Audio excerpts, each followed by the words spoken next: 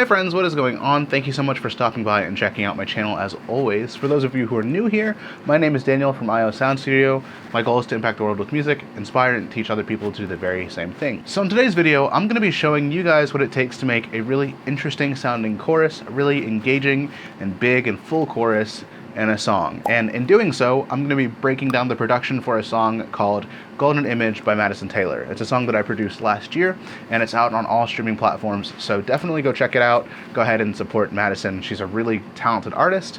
But without further ado, let's go ahead and jump into the video. Actually, really fast, I lied. Before I jump into the video, I just want to let you know that the full production breakdown is on my Patreon. I'm only breaking down a very small portion of the song here, but if you want to see the full length breakdown, it's on my Patreon at patreon.com/iomusic, and it's available for the top 2 tiers of patrons. So now, without further ado, let's go ahead and get into the video. So before we jump into the song and the actual breakdown of the song, let's go ahead and take a quick listen to what we're actually going to break down.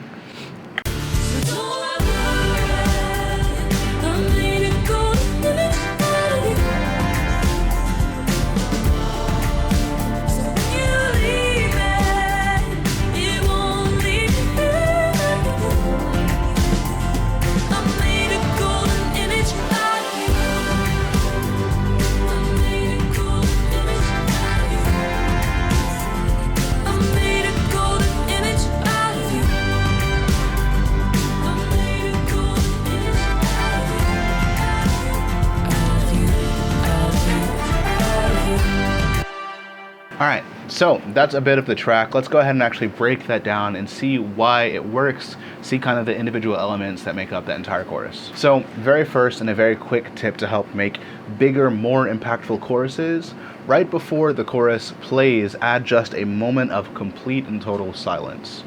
And that's what I did here. This is the third chorus, and in order to differentiate it from the previous choruses and to make this one hit a little bit harder, I took out every single instrument except for this one single snare hit. And so that sounds like this.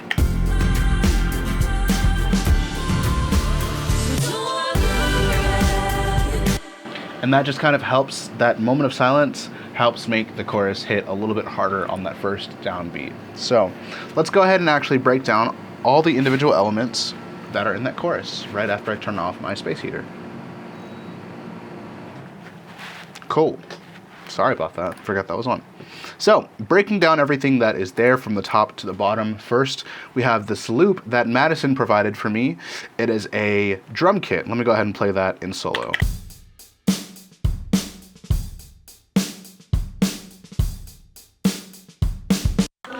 So I thought that sounded pretty good on its own. I'm not doing a ton to it. I'm going ahead and boosting a little bit of those mids and lows with an EQ, stock Ableton EQ. You can use whatever EQ you have. Running that through a glue compressor that's kind of like an Ableton's stock SSL style compressor, along with Wave's SSL G channel to add a little bit more shaping, a little bit more compression, etc. And then I'm actually running that out through a parallel compressor over here, which is Wave's CLA 76. So all those things kind of help just shape the sound of that drum sample a little bit more to make it feel a little bit livelier and to make it punch through the mix a little bit. But you don't even hear it all that much in the full context. It just kind of gives you that foundation. So moving on, here's what we have in the drum group.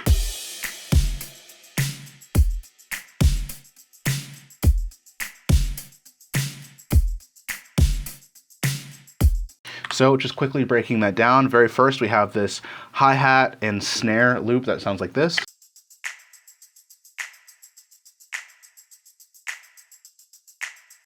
And you can hear that the hi-hats are moving from left to the right. They're panning left to right, which helps give a little bit more interest as well. So that's another note. Make sure you are playing around with the stereo image of your individual tracks and your choruses to make them feel wider, to make them a little bit larger than life, a little bit more interesting.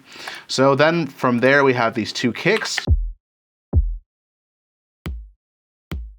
One of them is to kind of give a little bit more low-end body, and another one of them is to add a little bit more low-mid-range punch and push to the kick so that they kick through, no pun intended, the rest of the mix. So those kicks in isolation together sound like this. So when you're stacking up kicks like this, especially if they're samples online, make sure you zoom in really close and make sure that those two kicks are in phase with one another so that they're not canceling out some weird frequencies. Otherwise, it's going to be harder for you to mix those in the whole context of your mix, and you're not going to really get that low end punch that you're looking for. So moving on, we have these hi-hats hitting on the quarter notes. Sorry, I lied. They're actually hitting on the eighth notes of the song. But they're accented on the quarter notes, and that's kind of to just give a little bit more movement as well. If you haven't quite caught on to the idea yet, don't spend all your energy trying to make one thing sound really great in solo, for example. If you're working on a snare tone, don't put 30 minutes, 40 minutes, 50 minutes, an hour into making that one snare sound really good on its own. What you want to do is make sure that it's complementing the rest of the mix, the rest of the production as a cohesive whole. So moving on, we have this crash. Just a fun pop sounding crash that I pulled off of Splice. We have the snare.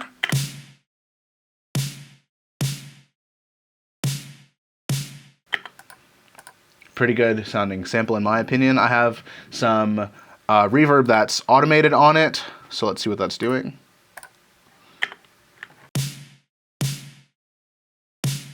It's actually doing nothing in this chorus, but in the previous chorus it has a little bit of automation on it, as you can see there, which I'll break down later on for the full video. Check it out on Patreon. Next we have this percussion,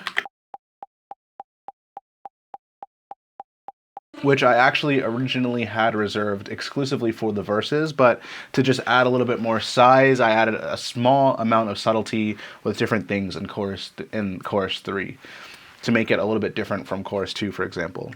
So moving on, we have this tom impact thing. It sounds like this. Which, as you can see, I rolled off a little bit below 50-ish hertz, so it's not competing quite too much with the kick, and I'm cutting out a little bit of these mids around 600, and it's running through Magna BB tubes from Waves, which is adding a little bit of harmonic distortion and allowing it to sit a little bit more forward in the mix as well. Going on to the next things, we have these beat machines. These were also provided to me from Madison, and I copy and pasted the track pretty much 3 times and affected each of them a little bit differently so that they feel nice and big and wide collectively as a whole. Just needed to make sure I was still recording audio there. So they sound like this.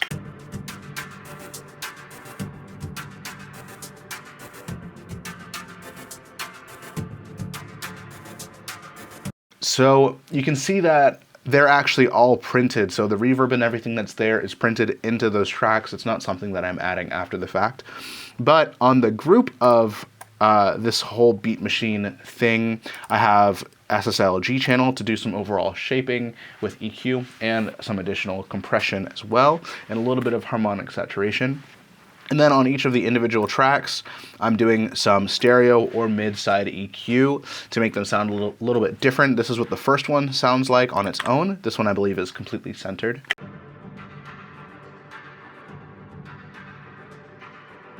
And I have Ozone Imager on that track as well to make it kind of feel wider. It's technically centered, but it has some width on it as well to kind of complement these other 2 tracks. This one has some stereo EQ, pushing the highs, pushing the lows. It sounds like this. Completely dry, that way it sounds different than the other one. And this one is panned, this last one is panned right. You can see that I'm pushing those low mids and completely cutting out those highs quite a bit so that all 3 of them sit together nicely. Again, you want to kind of complement each individual element. You want to make space for different instruments, and you want to make sure that they sound good collectively as a whole. And then with that third one in there, sweet. And then in the context of the whole mix, those beat machines sound like this.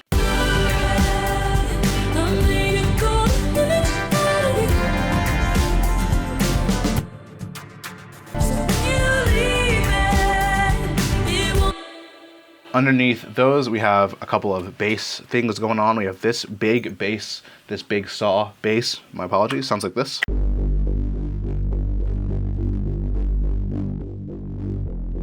Moving on, we have a couple of pluck guitars that sound like this.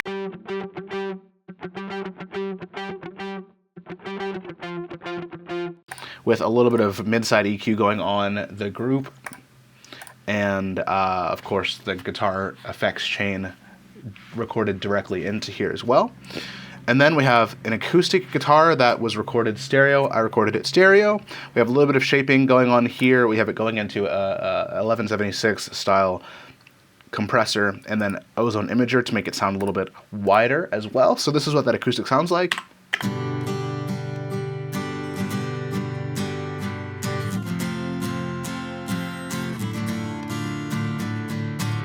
And then in the context of the overall mix, again, it sounds like this.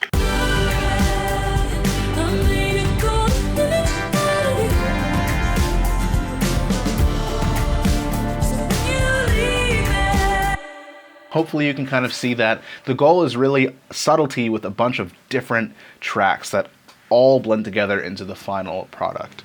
So moving on, what else do we have? We have the synths. I'll just quickly go through all of those.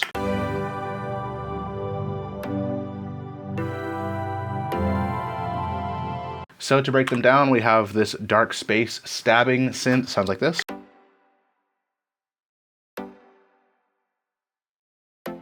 With a short decay, and that one too I printed. I originally got that synth from Vital and then just printed the track to save on CPU. The next thing we have is this warmer sounding synth pluck, and we actually have two of them. We have one playing the lower octave, one playing the higher octave, and they sound like this.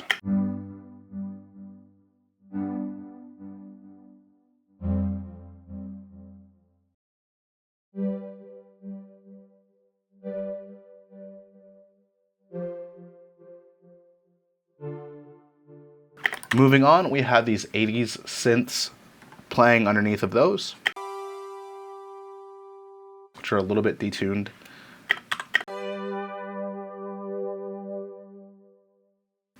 And then going into the hook, we have these same synths playing this type of ascending sound.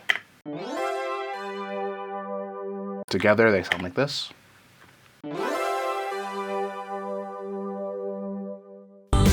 Panned hard left and right into that hook.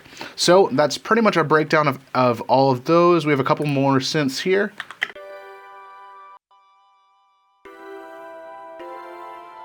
And then on the right side,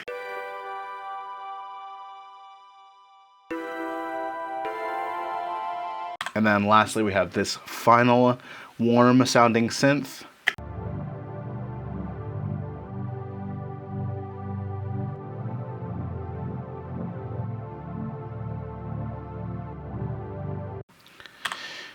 Underneath that, we have these horn samples that I kind of cut up and spliced together. They're from Splice, no pun intended, but they sound like this.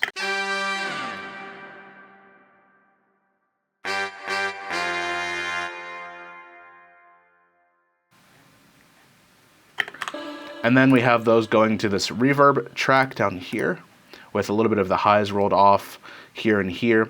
A pretty long decay time, and they're kind of leaning, this reverb is leaning a little bit more mono than stereo. So moving down the line, we have the lead vocal. I made a golden image out of you. In this song, for this particular track, in the choruses, since a lot of other things are wet with either reverb or delay, we opted for a very short delay time for the lead vocal to kind of help it sit a little bit better in the mix, not be competing with a lot of the longer tail reverb things. And then underneath of that, we have this other vocal that actually is also super, super wet. It's panned over to the sides, but it sounds like this. It's an ad-lib background vocal. So don't try looking forward, can't take your image away from me. It only exists within my mind. So that one's a little bit more mangled, admittedly, with EQ, but again, that's to differentiate it from the lead vocal. It's also to make a little bit more space for that specific vocal in the mix. So moving on, we have a stack of background vocals. I'm not going to break down all these too much, but they sound like this. So don't worry.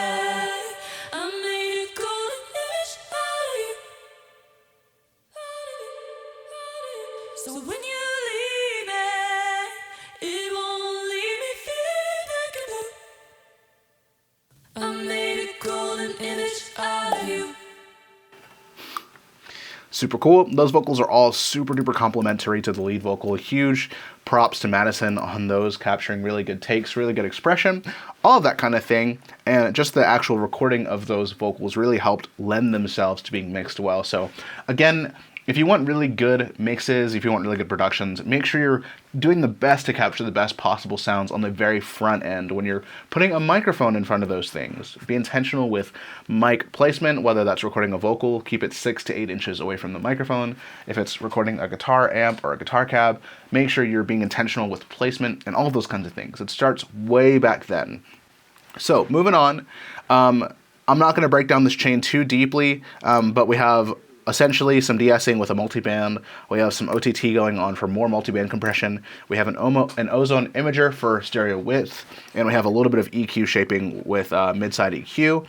And then we have more individual things going on the most of the subgroups as well. And that's typically like EQ compression, that kind of deal. And also some bus compression sending out to a different bus for background vocals. So very quickly to kind of recap those things, I'm going to go back and play all the individual groups of all the different categories of sounds, and then I'm going to go ahead and play the whole song in full context, or the full chorus in context, so that you can hear how all those things piece together. So firstly, we have all of the drums.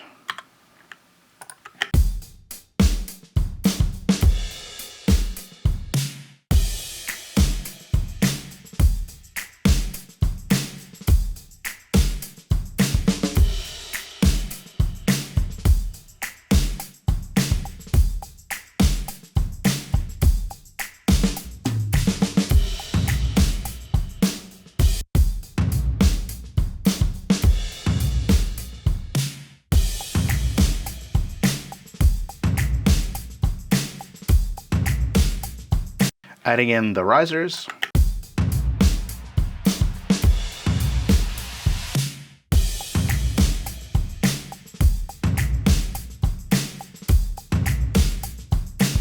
Now adding in those beat machines.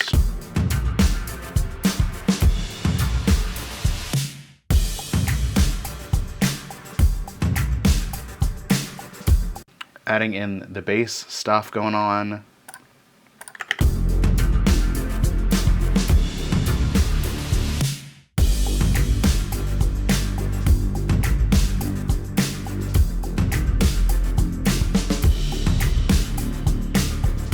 Now adding in those guitars as well.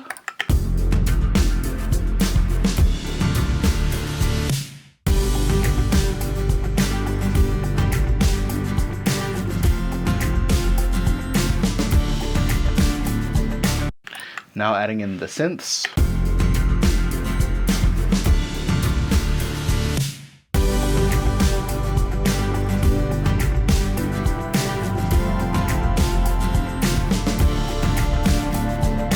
Now adding in those horns.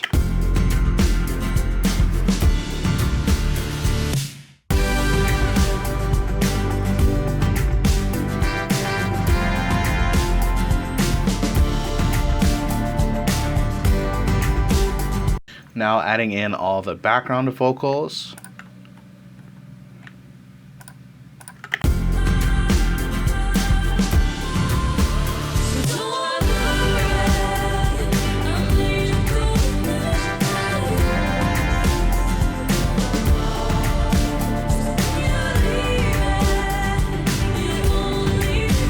And finally adding the top line vocal.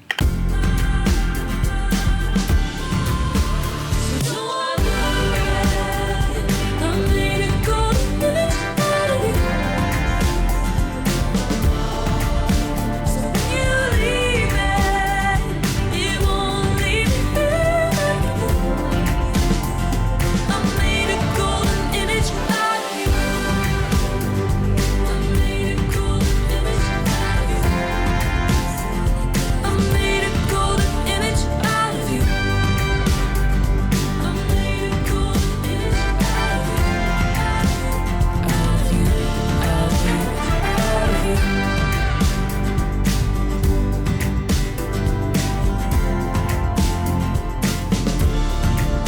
Cool.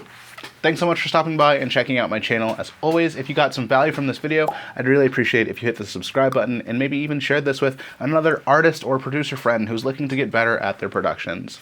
I'll see you very soon with another video, and again, please check out the full version on my Patreon. This video, the full video, is going to be available for the top 2 tiers of patrons. I'll see you later.